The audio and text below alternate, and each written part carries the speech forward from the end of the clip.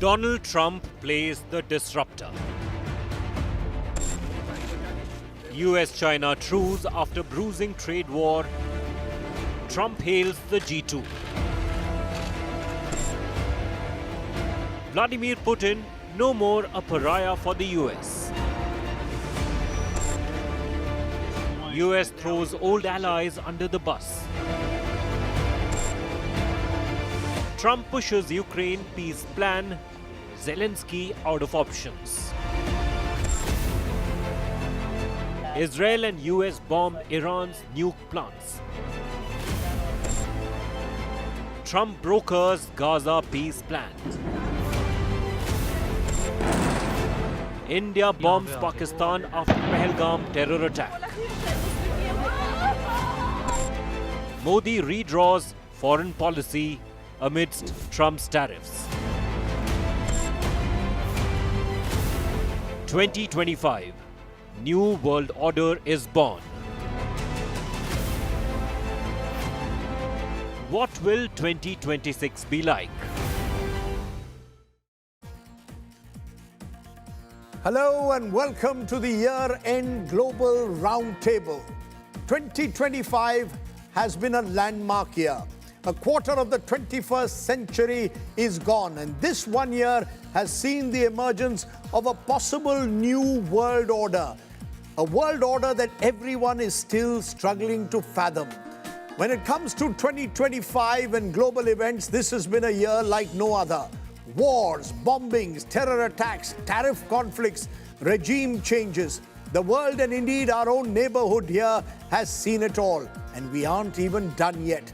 In these uncertain and unsettled times, we will focus on the Global Roundtable, on all that's happened in the world and what's likely to happen next. And we'll be joined by a special panel of guests from India and across the world.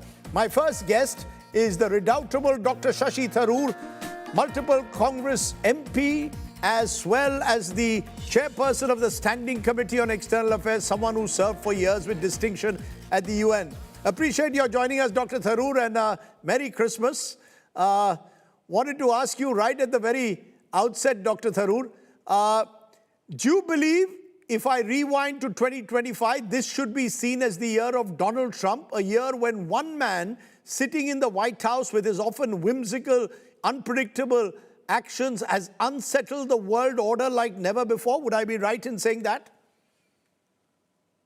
I'm afraid you're probably right. I mean, Trumpian turbulence is something that I think has defined global developments in this entire year, and you can't get away from that. I mean, he did come to office officially on the 20th of January, and the year hasn't gone anything like what anyone would have predicted up to the 19th. And so, with all the inflection points that we've seen, including, of course, the drama of the transformation of US policies across the board, tariffs, for example, the impact on India with its 50% tariffs has really been quite significant. The reorientation of America's perception on the world with the G2 meeting in Busan with President Xi and the Europeans wondering where exactly they stand, the dramatic announcement of a peace in Gaza and the fitful progress towards one in Ukraine. Mr. Trump has made his mark on all of these. So it's very difficult to get away with, I think, that old Time magazine man of the year kind of thing. It would very clearly have to be Mr. Trump this year. So Shashi Tharoor saying Donald Trump man of the year for Time, if there was a Time magazine man of the year this year. But, as you rightly said, Donald Trump continues to occupy the international headlines, but also the national ones, because from an Indian perspective, Dr. Tharoor, the tariff wars have disrupted India's economy. We've also seen Donald Trump claim credit for a ceasefire repeatedly between India and Pakistan after Operation Sindoor. We've seen him cozy up to General Asim Munir and the Pakistani military leadership. So how should New Delhi see Donald Trump? As a disruptor, as someone who's disrupted a stable India-US relationship, someone unpredictable who we misread, someone unpredictable not just for India but for the entire world? Well, I think both are true, right? That unpredictability involves a certain amount of disruption. Again, even the disruptions, we don't know how long they will last. Is Field Marshal Munir the flavor of the month, or is he going to be close to Mr. Trump throughout the Trump administration 2.0? I would be more likely to think the former is credible than the latter, because Mr. Trump is known for his enthusiasms. The romance with Mr. Musk didn't last the year. And I think you're going to find similar sorts of things on the global stage as well. We've seen, for example, that it's useful at the moment for the US to talk to Pakistan because they want Pakistani soldiers as peacekeepers in Gaza.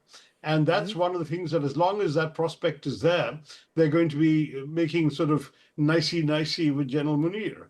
What stand the Pakistanis finally take, which will also have implications domestically for Pakistan, also will need to be looked at. What happens if there are Pakistani soldiers on the ground, not wearing UN blue, by the way, because it's not a UN force, but an international force answerable to a board of peace run by Tony Blair and Mr. Trump?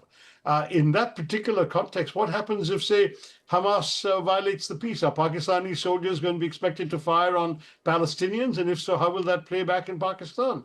I mean, there are various questions. So I think it's premature to think that there is a complete realignment at the moment. But for the moment, the Pakistanis have done well. They have managed to persuade Mr. Trump that they're the good guys in all of this. And indeed, you're right, Mr. Trump seems to have undone a quarter of century's strategic realignment towards India. But even on the latter, I would say the fundamentals go beyond a few tweets on Truth Social. And the fundamentals are still pretty solid for us. I think it's only if every single assumption underpinning that strategic reorientation changed in the course of the next few months that we could really say, well, the American relationship is gone. What it's shown us is that you can't rely on it as a bedrock. That Mr. Trump's behavior has undoubtedly shown us. But there are still lots of convergences, many overlapping interests, very few areas of disagreement, and at the same time, the significant presence of an Indian diaspora in the States, which too has its own value at the people-to-people level. Plus, of course, America still are the biggest investors. American businesses are still the biggest investors in India, and more investments are coming. We saw big announcements from Google and Microsoft. So I would say, look, there are still lots of things keeping India and America close to each other, despite Mr. Trump. You know, I want to, for a moment, turn to the neighborhood, not just Pakistan, Dr. Tharoor, because, you know, it's been turbulent, a neighborhood. Yes, we saw what Pakistan-sponsored terror did in Pahalgam in April, a warlike situation erupting over Operation Sindoor. Do you fear more of that is one of the concerns? Should we be concerned that Pakistan is being run at the moment by someone like General Asim Munir? Could we well see a Pahalgam Part 2? Should we be worried that Pakistan is once again on a very slippery slope at the moment towards some kind of anti-India Islamic radicalism? I wouldn't say worried, but I'd say we have to be prepared. I mean, Pakistan is a very, very, it's a problematic state at various levels. It is a nominally civilian government that has been created by the military and is dominated by the military. So the military's agenda will always be outsized in terms of what happens in terms of the policy choices there. Secondly, it is economically fragile. It's had a lot of money coming in from various international and Western donors, and that may help give it a lifeline for a while.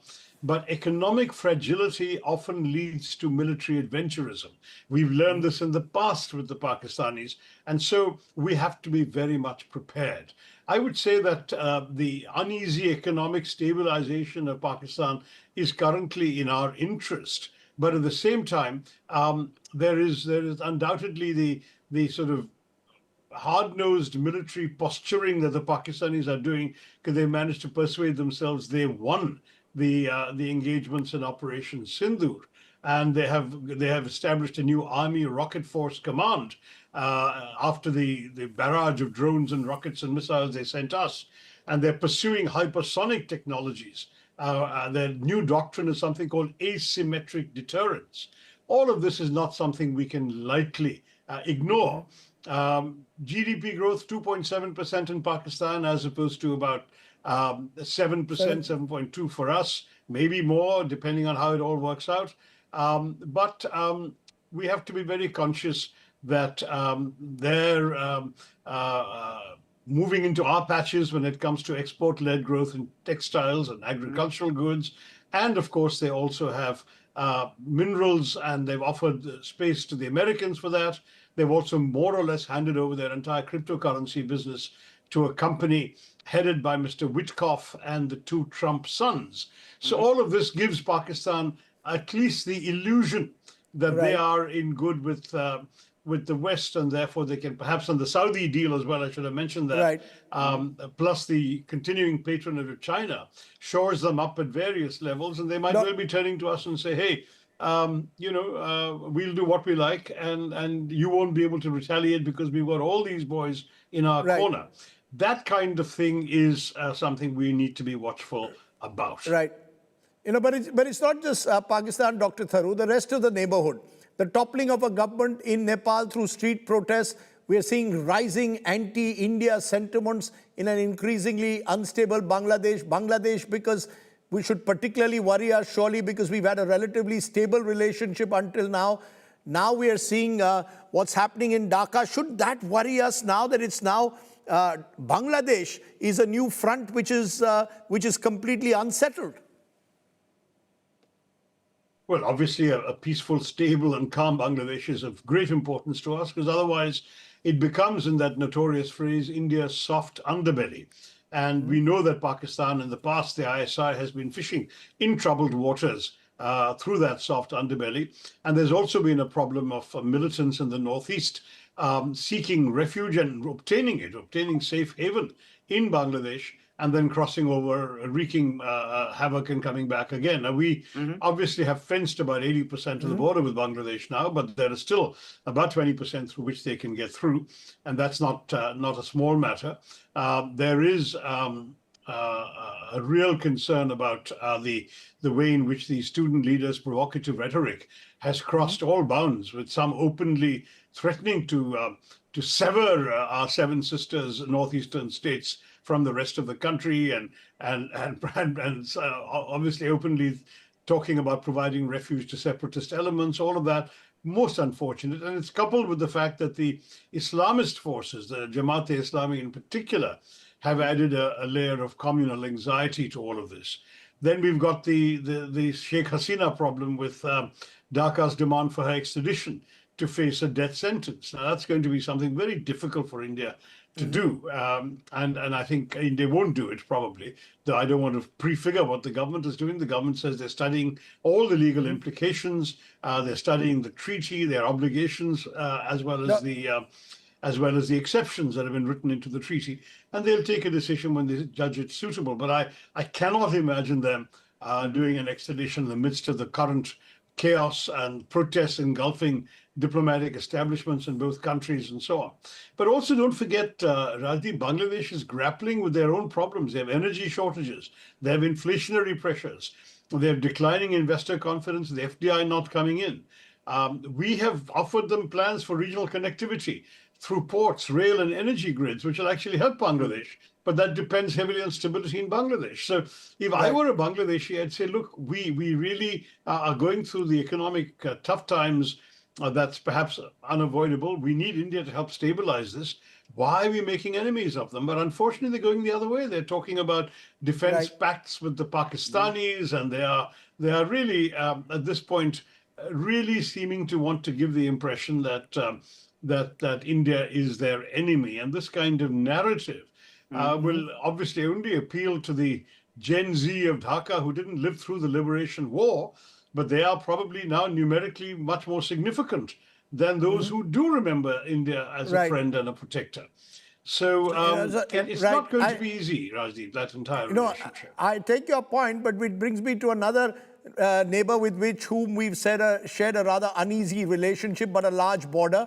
Some would call it the elephant in the room, the Chinese factor. You spoke earlier about G2, about US and China in some way holding a summit, coming together. How worried should we be about growing Chinese influence that we are seeing in 2025, not just in the neighborhood, but as I said, across South Asia, but across the world?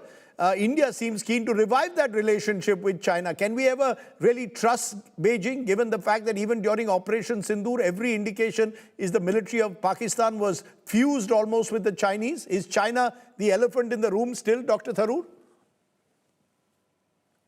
Well, we're the elephant, they're the dragon in the room, but as a dragon, they do breathe fire a bit, Rajdeep. And what worries me about that is that with Pakistan and Operation Sindoor, you know that it's widely reported that there was real-time operation intelligence being relayed from Chinese satellites hovering over India and over Indian positions to the Pakistanis.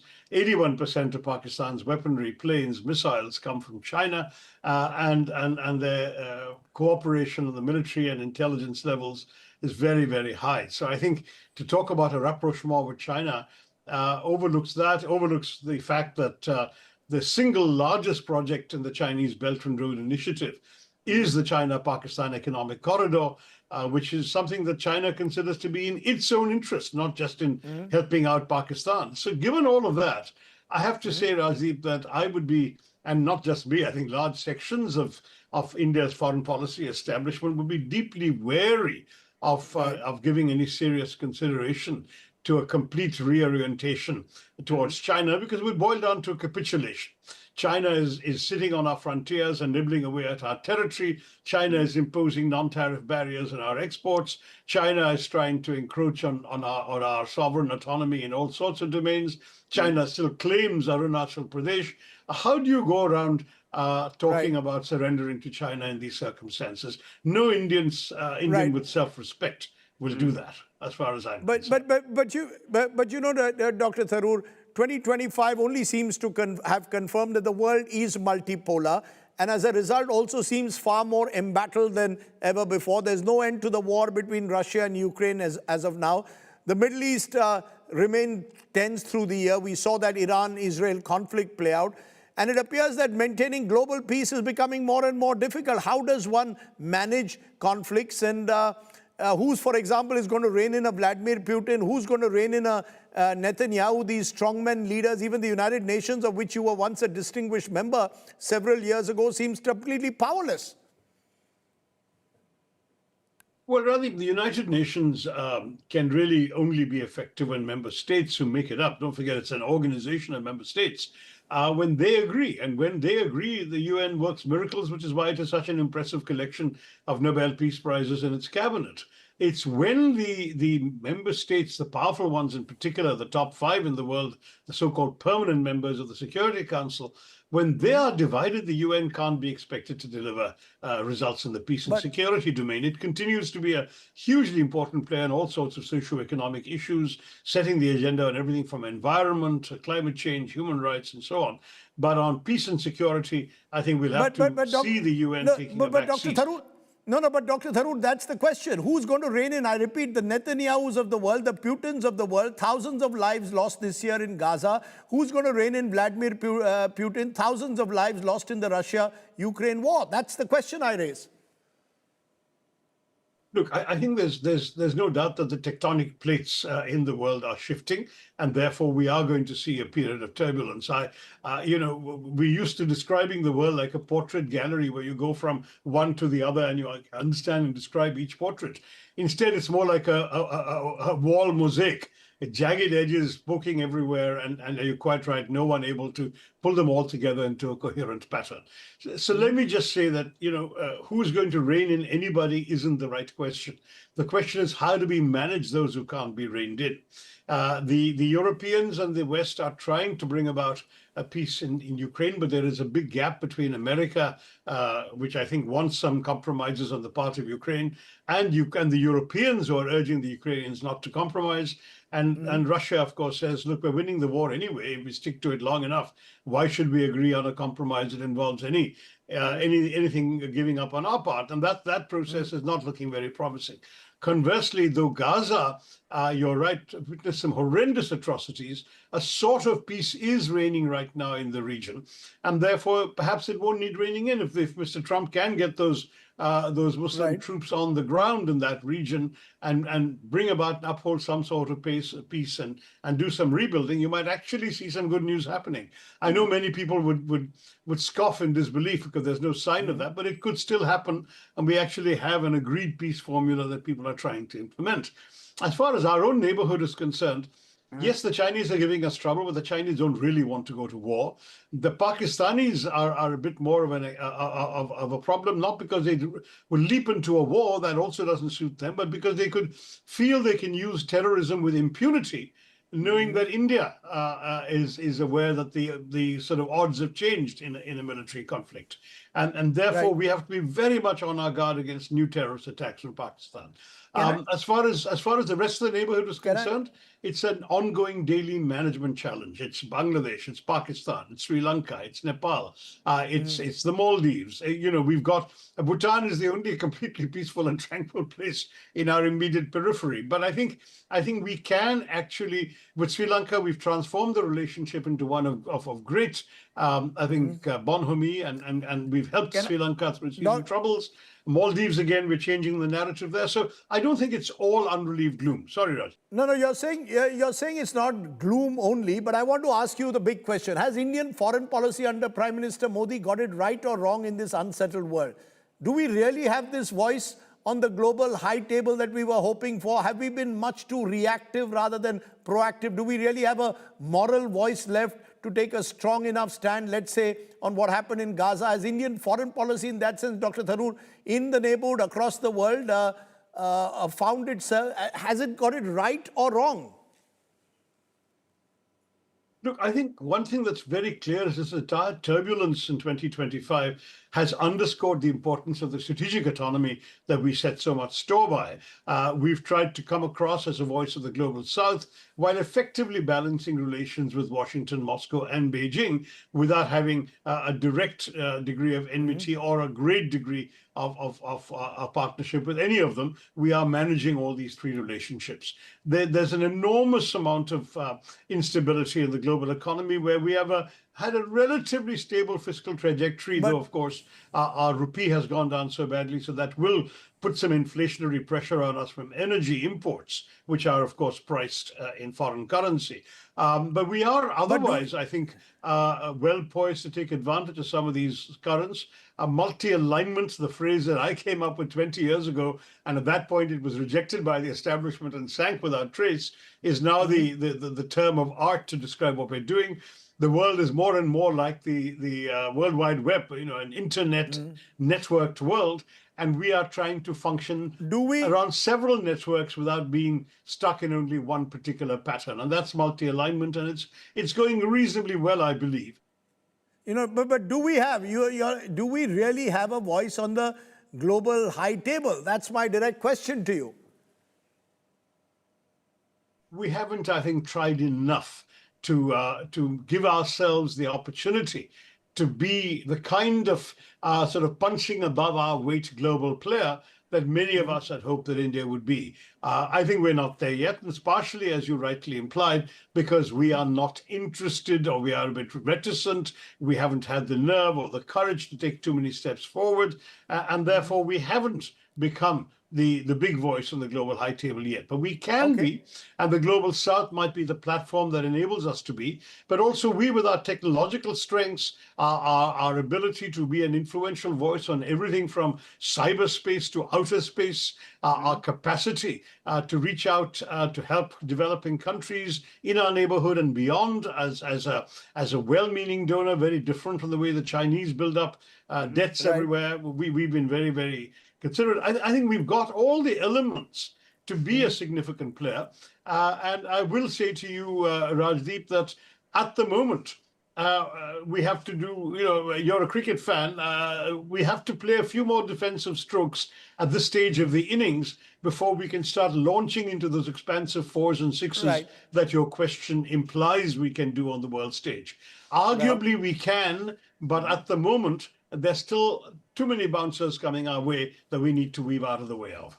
But you're also a cricket fan, so let me throw you a googly. Is part of the problem that there is no domestic consensus when it comes to foreign policy? That's also broken down. You yourself have faced a blowback from your own party every time you said even a word of praise for the Narendra Modi government's policies, for example, on Operation Sindoor. Is that something that should worry you or us, that even foreign policy is now tied into a very polarized environment domestically, making any government's task perhaps that much more difficult?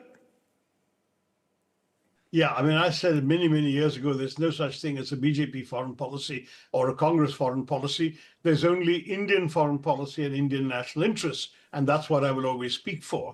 And to my mind, that really is something which most countries adhere to. America has this doctrine of our political differences stop at the water's edge.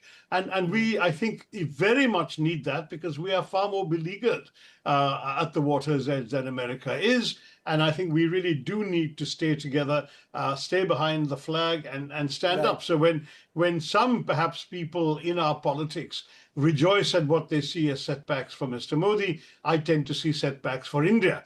And therefore, I bristle and stand up for my country. And if that means standing up for my government, that's what the voters or the public of this country have given us, I'll have to do that. But to my mind, foreign policy is an area where in the past there have been moments of bipartisan consensus.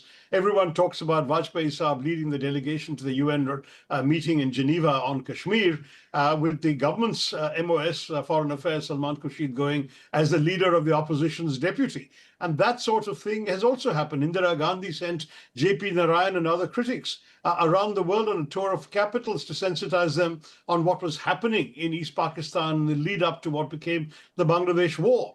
We need to recapture that spirit because, as Nehruji famously said, who lives if India dies? I mean, there is no question in my mind that India comes first for all of us. Okay, interesting. My final question, therefore, Dr. Tharoor, what is that moment globally that stands out for you in 2025, a moment that either fills you with hope or despair? And what do you believe we should expect in 2026? A little bit more stability, or are we simply in an unsettled age? I'm not going to give you a black and white answer, Rajdeep. I would say the moment that stands out for me very clearly was Operation Sindoor and the multi-party delegations that followed because of my own personal involvement in that process and the conversations I was able and privileged to have with world leaders in the aftermath of that. So for me, that was the biggest event of the year, and it fills me with both hope and concern. Hope because of the extremely good quality of feedback we got from interlocutors in every country we went to, and the amazingly positive level of interest in a close relationship with India, but also a worry because despite all of that, we had the Trump tariffs following a few weeks after my visit to Washington. We had the ascent of Pakistan that you and I talked about earlier in the program. Right. And we've seen some of the difficulties surrounding our relationship with China as well. And so with all of this, there are reasons for concern. Foreign policy is not for the complacent, and it's certainly not for those who are unable to see nuances. We have to identify the nuances, explore them, and work through them. And therefore, for me, the year begins with hope that we can manage all of this, that we have a lot to contribute in terms of our capacity to involve ourselves as leaders of the global South in navigating a path. For example, if there is a path in peace in Ukraine, I see India playing a role very much in bringing that to permanence. I think, for example, our fiscal prudence will help strengthen our economy. Our AI hubs and our technological work will make us an important player on the global technology transformations, et cetera, et cetera. So there is a lot that I'm hopeful about, and I'd like to see India march ahead with confidence in that context. You know, there's a word, Umeed pe duniya kayam hai, Dr. Tharoor, and maybe that's the mantra going ahead into 2026. But for giving us in your inimitable fashion an overview of the world in 2025, appreciate you joining us on this year-end Global Roundtable. Thank you so much. Thank you, Rajdeep. Happy New Year to you. Thanks. Okay, let's widen the year-end Global Roundtable with voices from across the world. I'm joined from Washington, D.C. by Michael Patrick Mulroy. He's a former Deputy Assistant Secretary of Defense, retired CIA and U.S. Marine. Appreciate your joining us. You're from Harvard's Belfer Center in D.C. Natalie Toki joins us. She's professor of the practice at SAIS Europe, John Hopkins, director of the Instituto Affari Internacional. She joins me from Spain. Adel Nazarian, senior fellow, Gold Institute for International Strategy, is joining me from Washington. And Einar Tangen, senior fellow, Center for International Governance and chairman of Asia Narratives, is joining me from Beijing. I appreciate all four of you joining us. Thank you so much. Merry Christmas and a Happy New Year to all of you. But let's talk about our big questions. The big question I want to pose: has Donald Trump completely upended the post-Cold War world order? Would that be a fair understanding of what's happened in 2025? Michael, why don't you go first? Do you agree that Donald Trump has completely disrupted the world order as it was? Great to be with you and my fellow guests and your audience. I think if you look at the national security strategy that was recently released, it certainly appears to change the standard bearer parts of U.S. national security strategies going back to 1947, right? So it doesn't label Russia as an adversary. That's the first time ever at a time when Russia has invaded a European country. It diminishes the role that Europe has played in U.S. security since the end of World War II. And then, of course, it prioritizes the Western Hemisphere going back to a time similar to, say, the Monroe Doctrine of the early 1800s. So this is a sea change if it's instituted. A strategy is only as good as it is being implemented. So we'll have to see what comes from this, but we're already seeing discussions on collapsing combatant commands, around the world to really focus on the Western Hemisphere. So if that is in fact where we're headed, then this is a sea change from where the United States has been since the end of World War II. I think the important point is whether this will actually translate from an overarching strategy into action, because there's a word which the Financial Times of London uses, which is TACO. Trump always chickens out. Natalie Toki, there in Spain, from a European perspective, do you believe Donald Trump is completely upending the world order, diminishing power to NATO, almost allowing Russia, acquiescing, some believe, in Russia's invasion of Ukraine? He claimed he would end all wars. That hasn't happened either. Well, in fact, I would say that prior to Donald Trump's return to office, we already knew that the world was becoming more multipolar. We already knew that multilateralism and traditional organizations were, in a sense, not necessarily on the decline, but certainly struggling.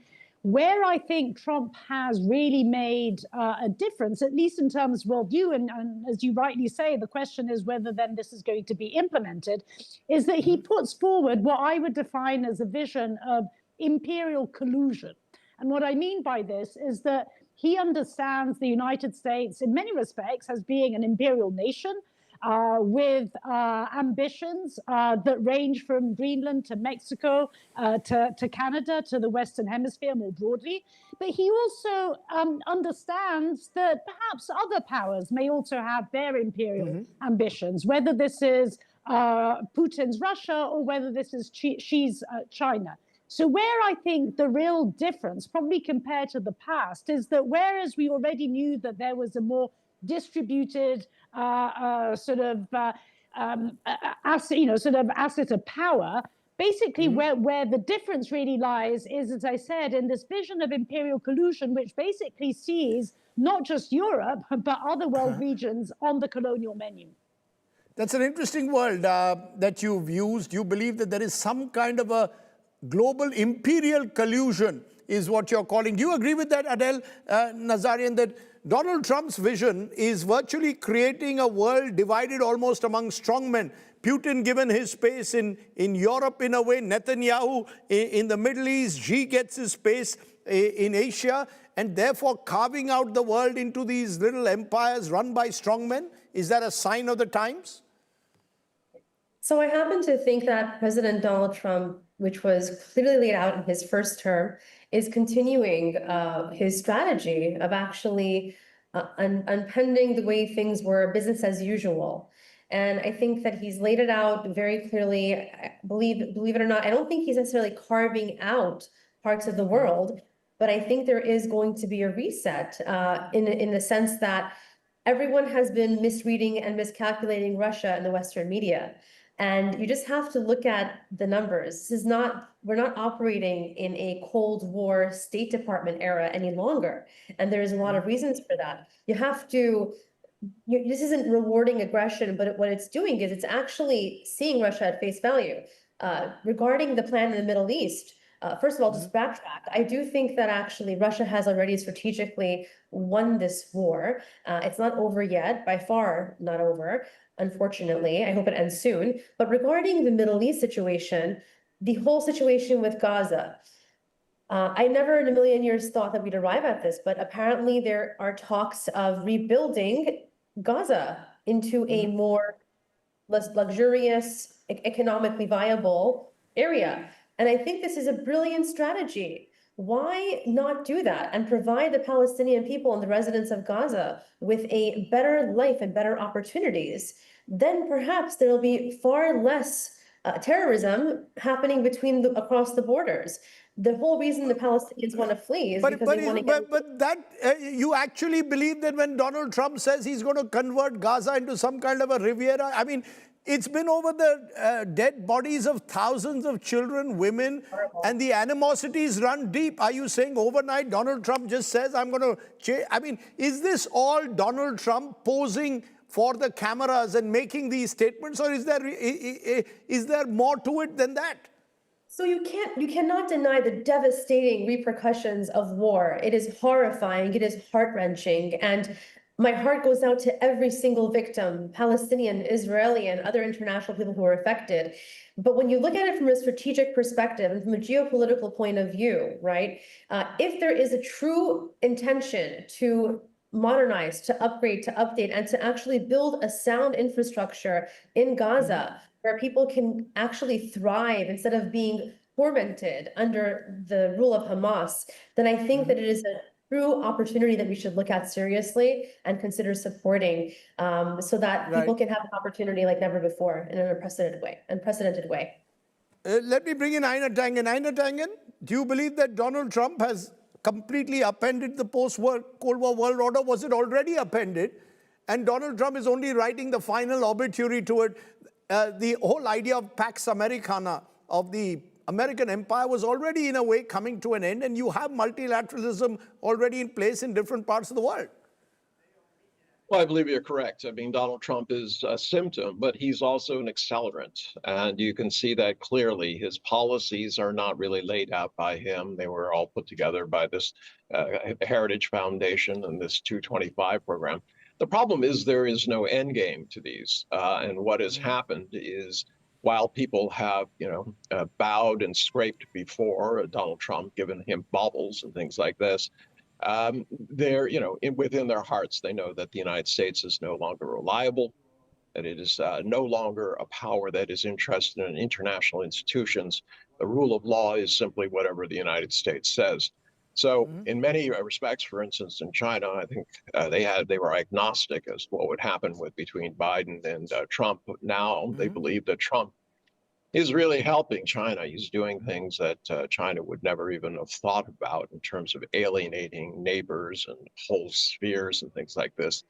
Donald Trump wants to play, that he's some sort of historical figure, dividing up the world a la Yalta after the Second World War, but he's actually more of a child in an old man's body. He doesn't seem to understand even the basics of international, just like he doesn't understand where anything is out there. I mean, there's so many flubs and inconsistencies that portrays his deep ignorance. It's going to be very hard next 3 years trying to do this. In terms of my previous colleague speaking, I would say that is somewhat diluted, probably a product of Washington, D.C. I was born there. I witnessed it. This idea that you're making, Gaza good for Palestinians. They have no intention of letting the Palestinians back in once they've created this quote playground, if it ever happens. And I find it offensive that saying, oh, well, from a strategic point of view, it's all for the greater good. The greater good is what has broken the Middle East and many other countries, what we've done in South America and Africa. That has always been for the greater good. And what has it resulted in? Horrible tragedies. You know, even as we speak, of course, this week itself, the US has attacked ISIS targets or Islamic State targets in Nigeria. So that's another conflict point, which brings me to my next question. In a multipolar world order, who is going to actually resolve rising conflicts? Michael, Donald Trump came to power saying, I'm going to end all wars. No war really has ended. Yes, there's a tentative peace of sorts in the Middle East at the moment, but that's only at the moment. The Russia-Ukraine war hasn't ended. And there is possibility of fresh escalating conflicts. We're even seeing one between Thailand and Cambodia as we speak. So where is Donald Trump ending any war at all? Or who is going to play the role of ending wars? Are there any peacemakers, peacekeepers left at all? Well, one of the factors that would help end long simmering conflicts is the support of the international community and organizations that were designed to do just that.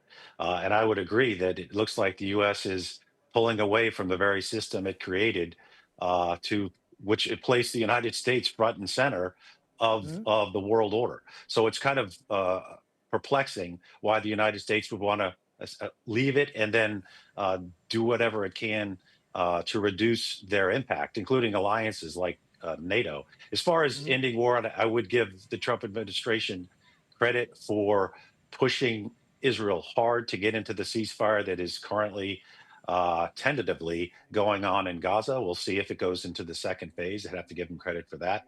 But a lot of the other claims are simply wars that have been going back and forth for decades and decades that have a hot spot, if you will, and then simmer down. And just claiming that you've solved the war is certainly not the case, and it gives a false impression that those conflicts are complete. I think what's important is for the United States to be the leader of the free world, to try to end conflicts, but to do so as a partner to the party that is part of the free world. So when you look at Ukraine, it's a democracy that was invaded by an autocracy. The U.S. shouldn't just be a mediator. The U.S. should be an advocate for Ukraine and pushing for them to end this in a way that they can agree with, that's good for their security, which is also good for NATO's security, which the U.S., of course, is a part of. So I think if the U.S. is going to play a role, they ought to play that role as a leader of the free world and not just claiming to end conflicts that simply start and stop on their own. Natalie, who do you see ending these conflicts? Are we going to head to another year in 2026 with even more simmering conflicts, often localized, but with no one out there to actually act as any kind of peacekeeper? Europe is struggling to deal with what's happened over the last 3 years in Ukraine.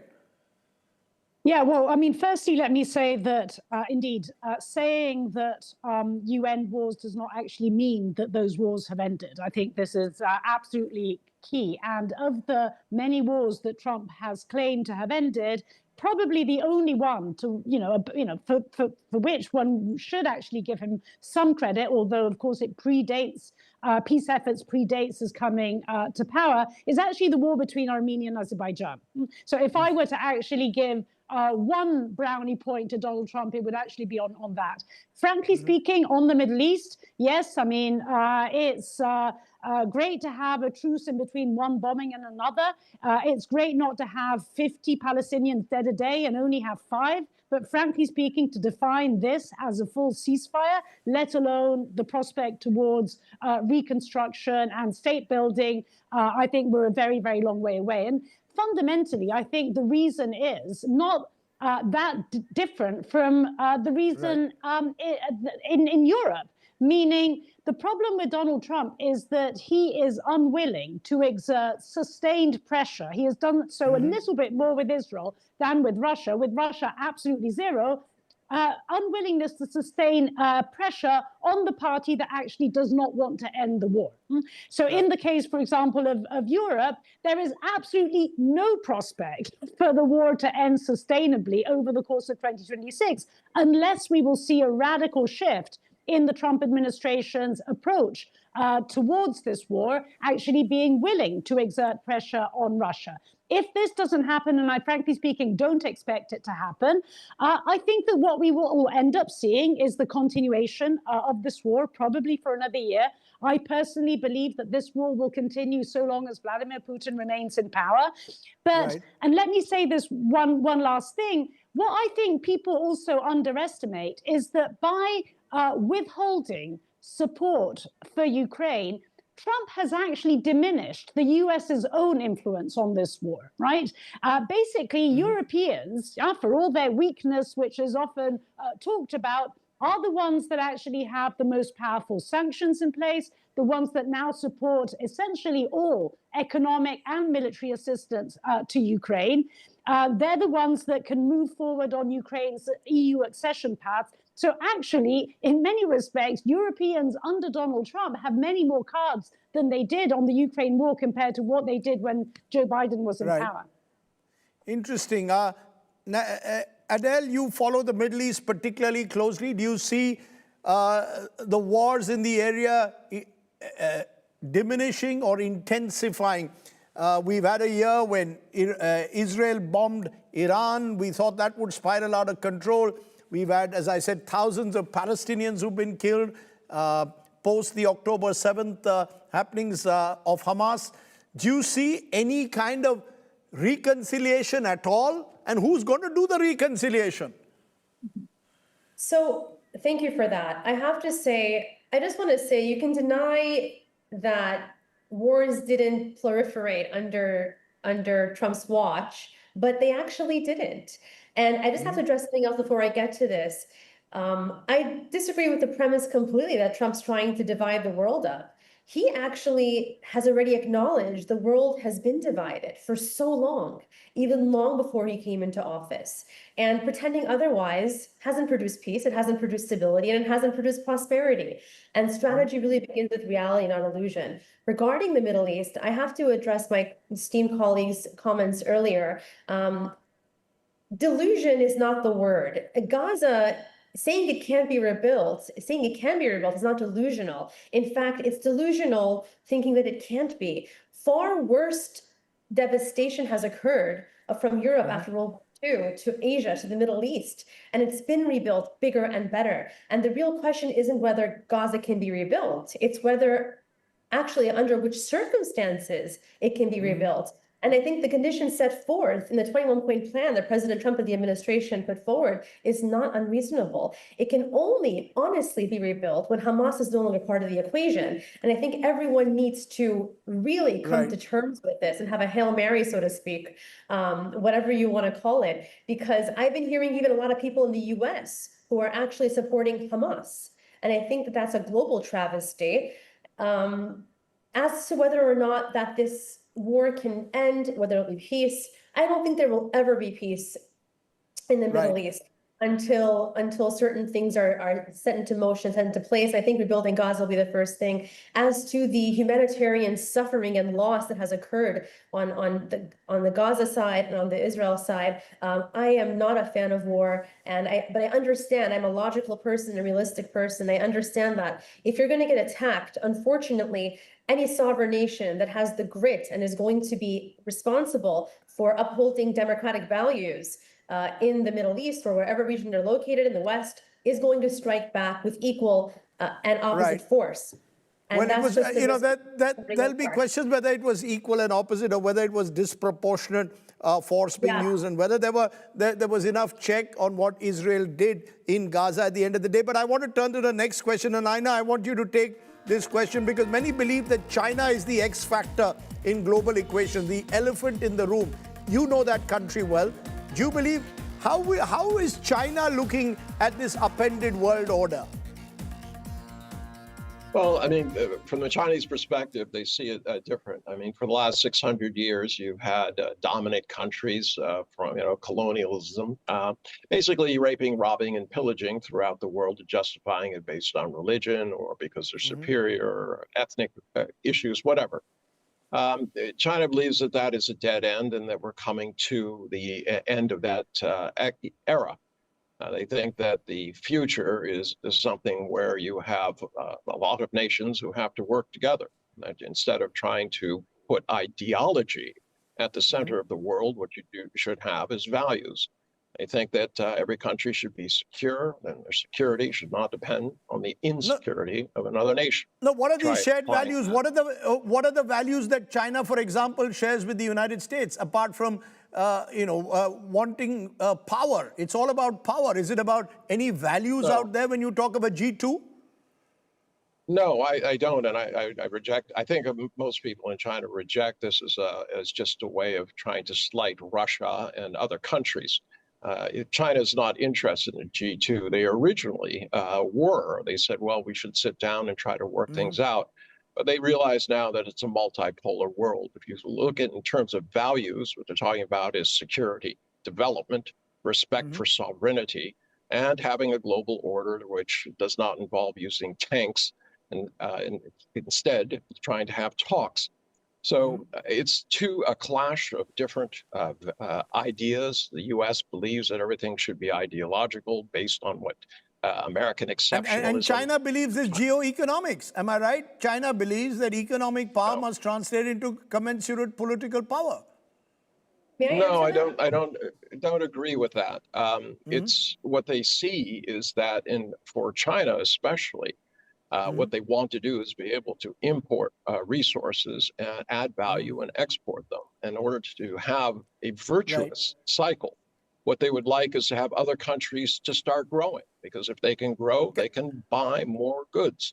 So they see something as a positive upswing, whereas, Donald Trump sees the world as a zero-sum game in which the U.S. is going to take everything it can.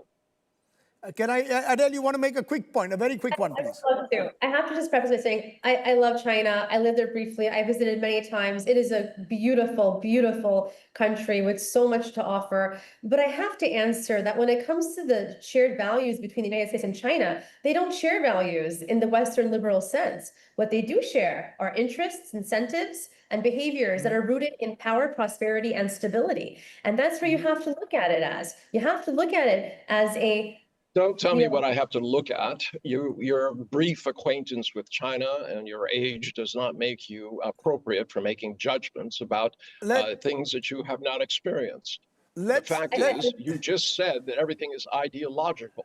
And I was making the point that what they believe is that it's based on values, not the values of ideology, but the values of human existence. Coexistence. And quick final, you want to respond once more? I don't agree that respectfully. I don't agree that respectfully. I think that there are two different sets of ideological values that govern both nations.